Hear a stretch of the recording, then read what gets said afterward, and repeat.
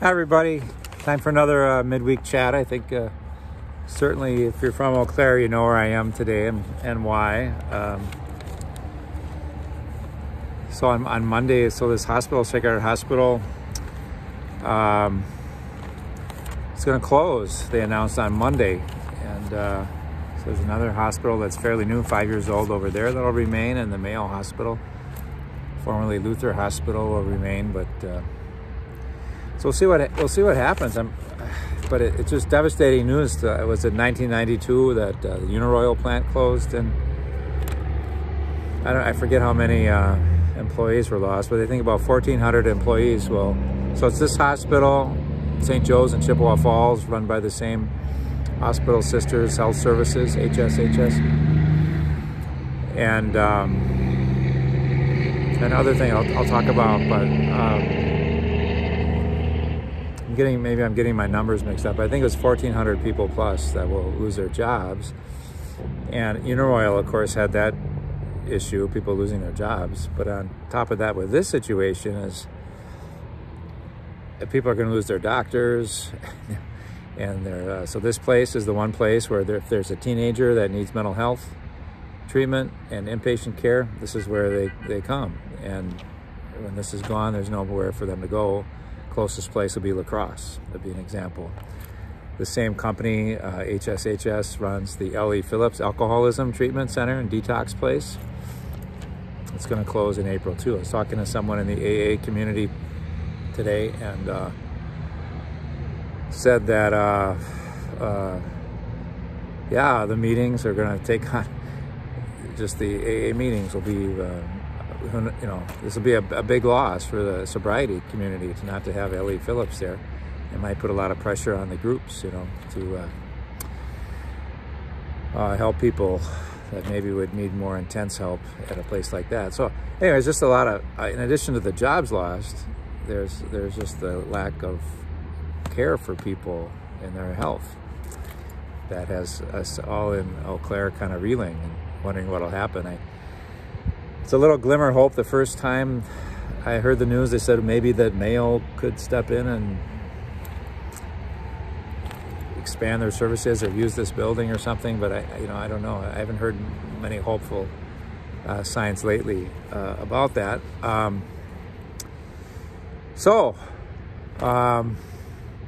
That's what we have, and a lot of people, probably a lot of your neighbors, you have no idea that they work here or their doctor's here. I talked to one doctor who said each year, their last year anyway, 900 babies were born here. That's what, 3 a day, right? Almost. And so where are they going to be born? I don't think it's like the other hospitals have all this room. So she was hoping people wouldn't decide to try to just give birth at home because there's no room, because that's not so safe. And anyway, the ramifications are just tremendous. I hope people can stay in Eau Claire, people will be looking for work and scrambling, and we'll see how it affects our community, who in our community is hurting most because of this in the city, but also our parish community.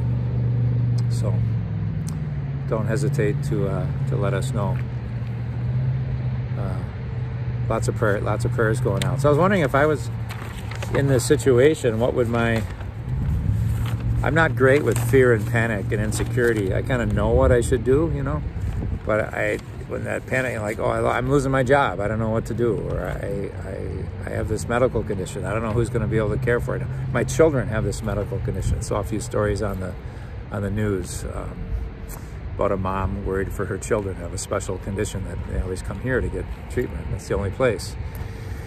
So when fear and panic for legitimate reasons grip our heart, what do we do? And I think what I know is right, which I don't always do, so I don't want to sound like I'm plus I'm on the outside of this in a way. I just try to remember, what am I supposed to do with my life? And I don't think there's anywhere in the gospel that says my life is about maintaining my security. It's always about serving God. And you can serve God if you're prosperous, you can serve God. If you're poor, you can serve God. If you're healthy, you can serve God if you're sick. And so never to kind of forget that's kind of the aim of my life, to use what I have to serve God. So that always kind of helps me, just to remember that.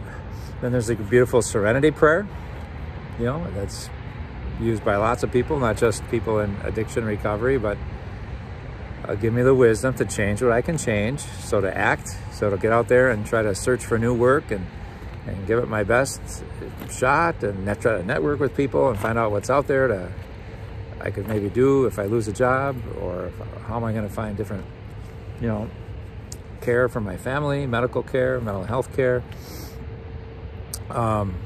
So, obviously that takes a lot of work and it's a lot of effort. And to do what I can, to change what I can, and to accept what I can't change. So there's some circumstances, so just like this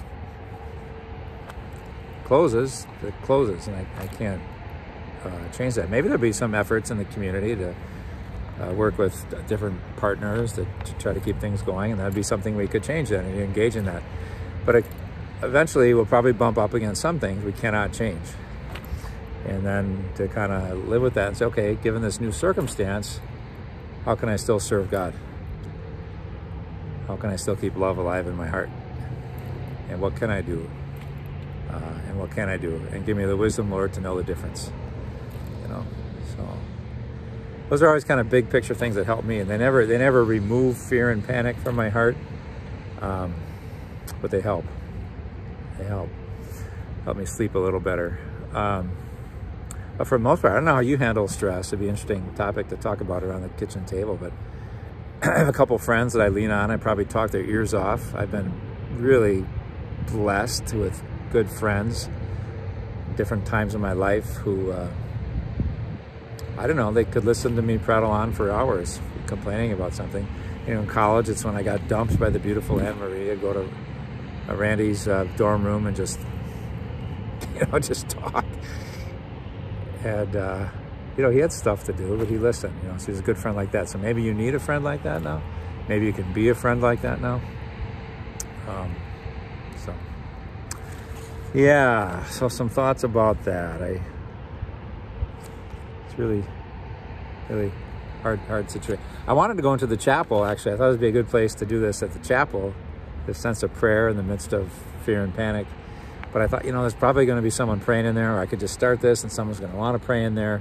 So the chapel's just that. I don't know if you can see it. It's just on the far edge there.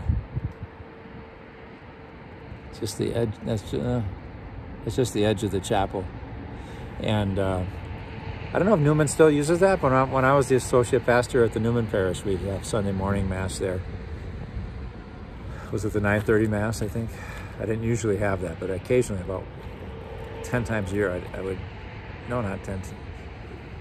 Yeah, once a month I would usually have that Mass. So interesting, different group that would come to that. But it's the upper campus of UW Eau Claire, and a lot of dorms around here and things. So you can hardly ever think of this place without thinking of Father Klimek. And he would be such a rock for people now, trying to listen to them and console them while having a broken heart. So we can probably feel Father Klimek's broken heart from the other side of the veil. But know that he's praying for us, that he cares a lot about. He loved the people that worked here. He lived here. And that's not a metaphor. His apartment was here. And he lived here for 40 years plus. I think he came in like 71 and he retired, and I don't know, he died in what, 2013 maybe?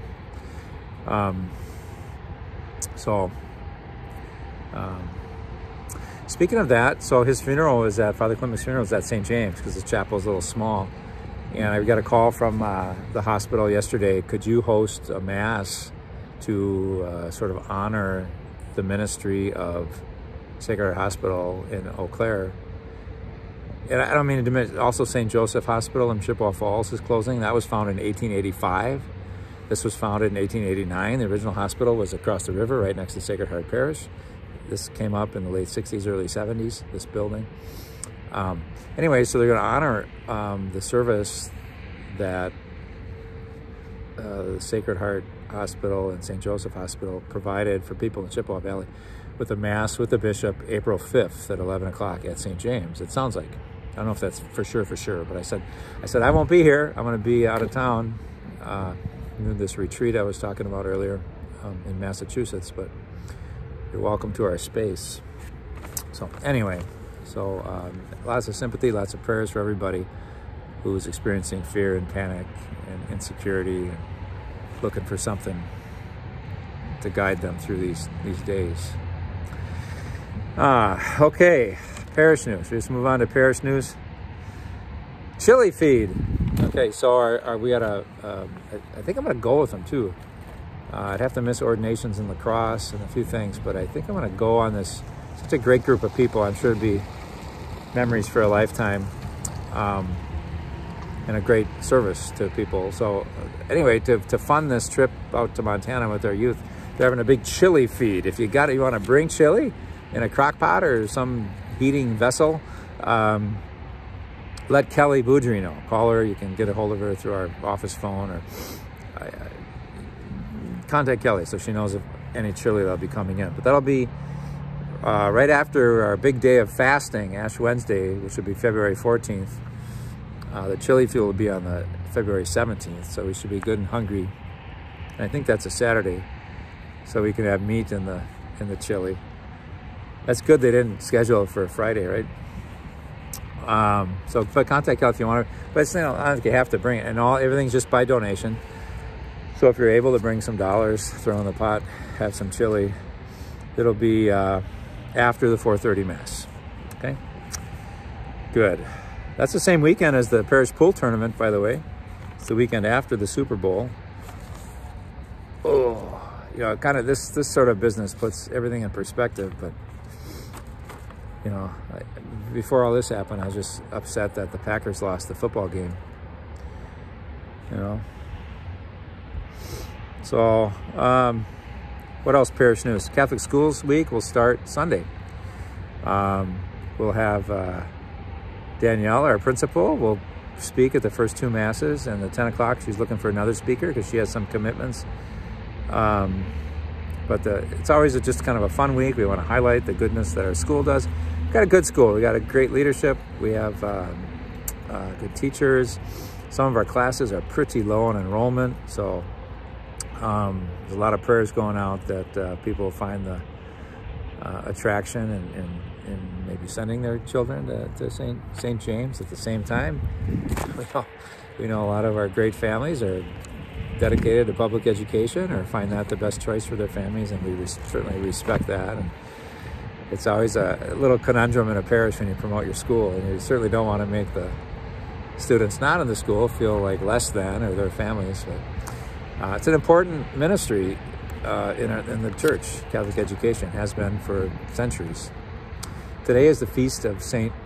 Francis de Sales. I don't know if he founded a lot of schools or not, but certainly his followers did, the Salesian missionaries.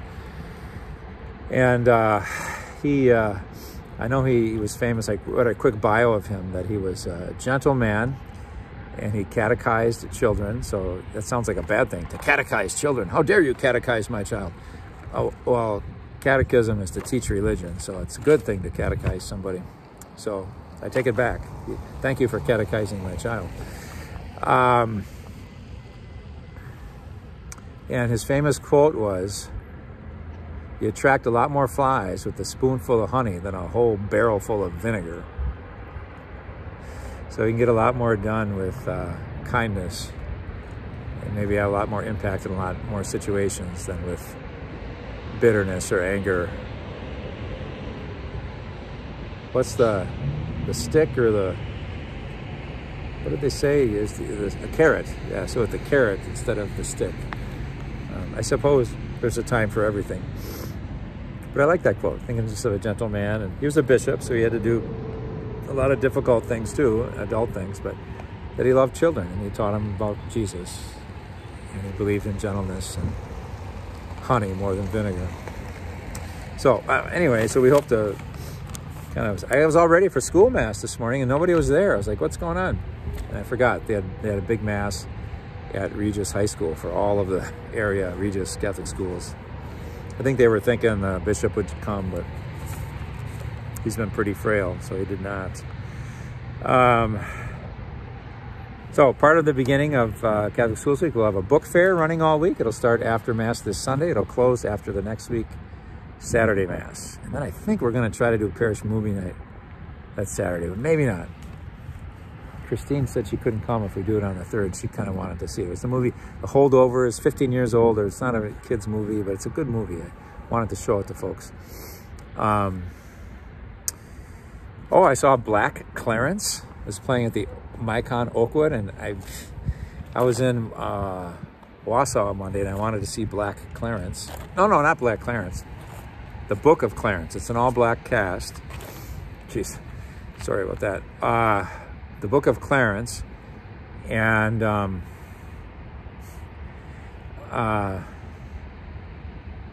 it said it was playing at like 5, and I was in Wausau at 3:30, and I Googled how long does it take me to get to Oakwood Cinema from St. Anne's in Wausau, and it said just an hour 31 minutes, which shocked me. I thought for sure hour 45. So, well, I'm going. So I just, I cleaned up the room and I took off, and I made it there right at 5, and it was closed. I was like, what?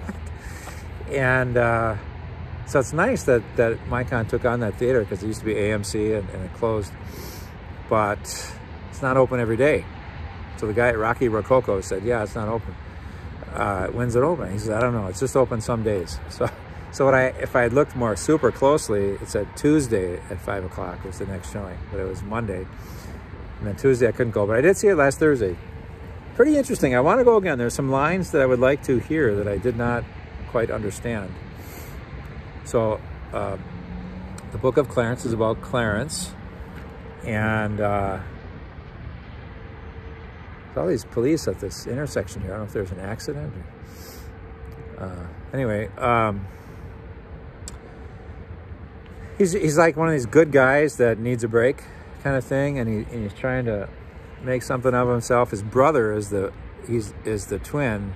He has a twin brother who's Thomas, one of the 12 apostles. So it all takes place. Jesus is actually in it, but he's not the main character. So it takes place in Jerusalem in the year 33, and he wants to be the 13th apostle. He wants to make something of himself. He's in love with this woman, and she's Christian. Her big brother's Christian, but he doesn't believe in God, but he'll do anything to get the girl, right? It's one of the great gifts that God gives us, is to get the girl, or whatever, get the guy, and we want to fall in love and be in love and have someone to love us, and we'll do anything for that. It gives us courage. So he does this chariot race to try to earn money so he can get the girl. It doesn't work. He becomes Christian. He goes to the River Jordan. John the Baptist is there, and John the Baptist slaps him in the face. So it's a little bit of a comedy, but it's more not a comedy than a comedy. I think it's pretty meaningful. And so anyways, he ends up being crucified himself, and then he said, well, to be somebody, he sees Jesus having all the success and the miracles and all the followers. If I could be like him, then I do it. So, but he resorts to trickery. Jesus is the real deal.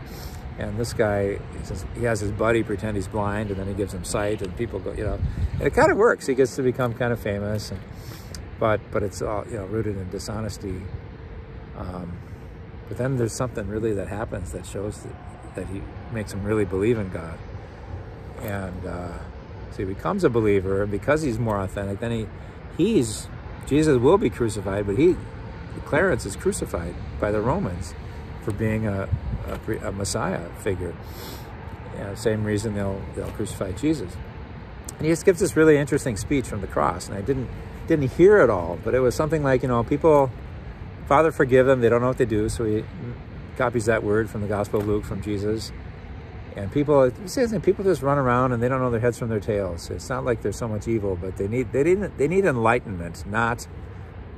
And I couldn't get the last word. So if anybody saw that movie and you know that word, I don't want to go sit through 2¼ hours just to get that word, but I'm curious what it is. What people need is enlightenment. They need to see what's true. They don't need blank. And I don't know what it is. Maybe it's they don't need punishment. I'd be all behind that. Or maybe it's they don't need forgiveness. I don't think I'd be beyond all that. I'd with all that. I think we need to be enlightened, but we also need to be forgiven. So I don't know. I was trying to think, what did he say? So anyway, I think it's a good movie. It might tomorrow. It'll be playing tomorrow. I'm not sure if it'll be here for long. I thought last Thursday might be the last show, so I made sure to get to it. Okay, some quick other parish news. KC breakfast this weekend, 8:30 to 11:30. A campaign for Catholic Campaign for Human Development. It's a beautiful cause. It used to be part of our annual appeal. It is not now, and so it's a separate. If your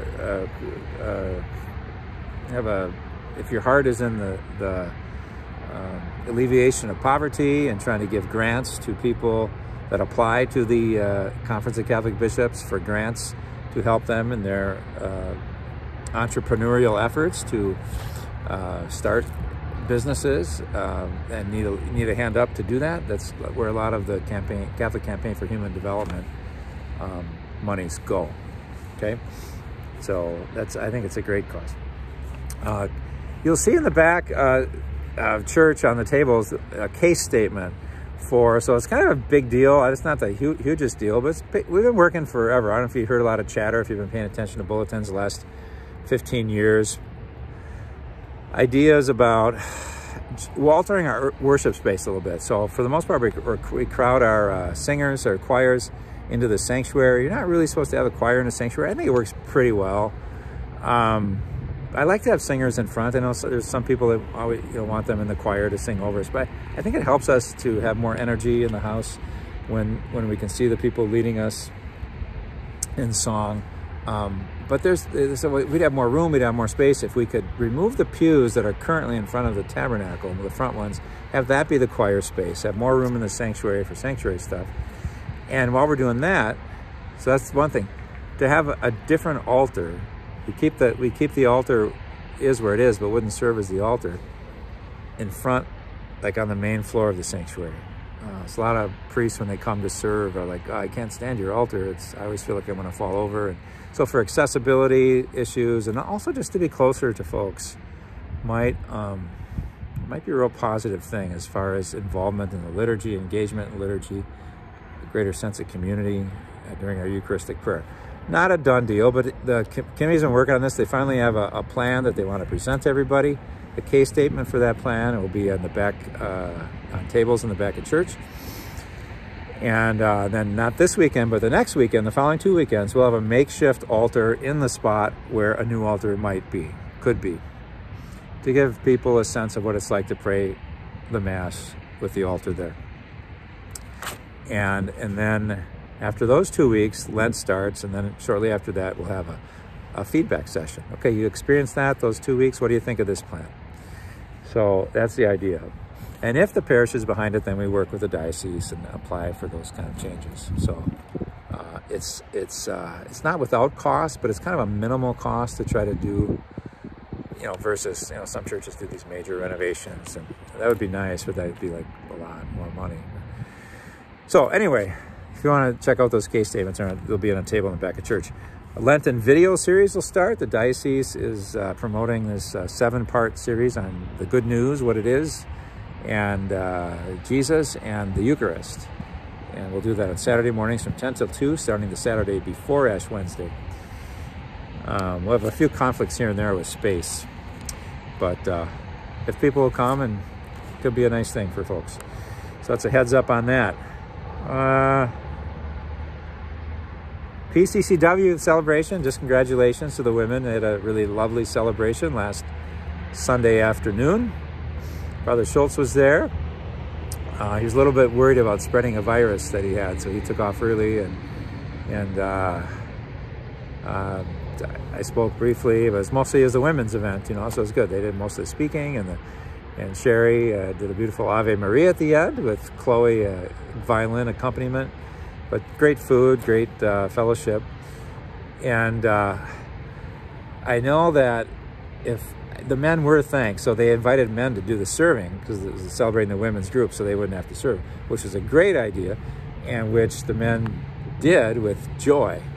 And I know, and they thanked them, but I thought, well, boy, I think if they had just paused and said, and we want to thank all the men who volunteered today, and then pause, I think all the women would have stood up and given them a standing ovation, because they were just really awesome in what they did. But it's a women's event, so I don't want to say the men were so great. That wouldn't be. So congratulations to the women for serving the parish so well for 75 years with all your financial help, with your service help, and really strengthening one another's faith and the faith of all the parish. It's good to have the big whole community gather, but it's also fantastic to have these smaller groups that meet and are active and know each other, right, and do things together. So that's that. Hey, so last 2 weeks ago, I talked about the Pope's Wednesday audience, and he talked about gluttony. Tell me how you eat, I'll tell you the condition of your soul. I'll never forget that quote, I guess. And then I did it today. I was a glutton. I had a great lunch. I was full, maybe even a little too much. And I thought, oh, I got to take these chocolate-covered almonds over to the office. I can share them at our staff meeting this afternoon. Well, of course, I open them and I eat half of them. That's gluttony. That's gluttony. I'm sorry. But anyway, and then last week was lust. And, you know, just how sexuality, sexual desire is such a beautiful gift that can be used in such a beautiful, life-giving way between people and to have family, and how easily it gets corrupted by lust when we get attached to the feeling more than to the other person, and when we use the other person so that we feel good, and all the awful things that can happen because of lust. You know, that was last week.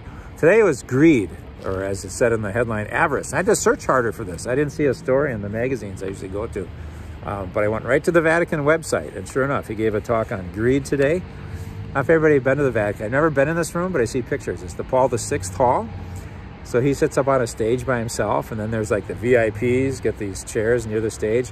And there's this massive, it's all I don't think there's any curvature to it. So it's like this, you know, just straight across, maybe, I don't know, 50 rows or 40 rows, and then really wide.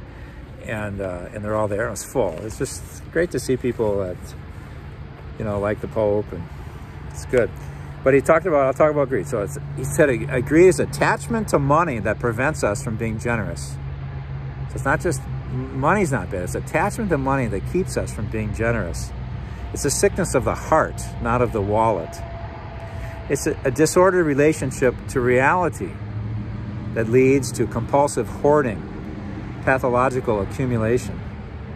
Okay, so that's what it is. So are we just stuck being greedy people? He said that the medieval people had their antidote for that was to meditate on death, that we'll die. Like that gospel story, you know, the guy who hoards everything. I know I have too much stuff. What should I do? Should I share it? No, I'll just build another storage shed. And then he dies the next day. You know, that Jesus tells that story. So to meditate on our death, avarice attempts to deny death, to put death at bay. We think if we just accumulate enough stuff, we can forget about death, but not at all. Do we control our possessions and use them for the glory of God, or do they control us? They're not evil. Possessions are not evil in themselves, but they're a constant liability. I thought that was very interesting, that our possessions are a constant liability. They're always over us. Maybe they limit our freedom. Obviously, we need some things to live and to glorify God, but they can be a liability. Not evil, but they can limit our freedom to be good and free and serving with our lives wherever God wants us to go. A miser could have done so much good for the world, but instead slips into a blind alley of wretchedness. So he closed, let us be attentive, let us be generous to everyone and generous to those who need it most. I was going to show this when I was talking about Sacred Heart Hospital here. I'll just show it to you now. So this was stolen from a Israeli person like 20 years ago. It's a Marc Chagall. The name of it is L'Homme en Prière, which means the man at prayer. See, he's reading the scriptures and he's looking down and the village is right there. And I thought, what a nice image. Let's all be that. Let's be a person of prayer today, huh? Lots of hard things go on in the world. We do what we can to change them. Try to accept what we can, but always pray that God will be with us and those who are hurting today. God bless you, everybody.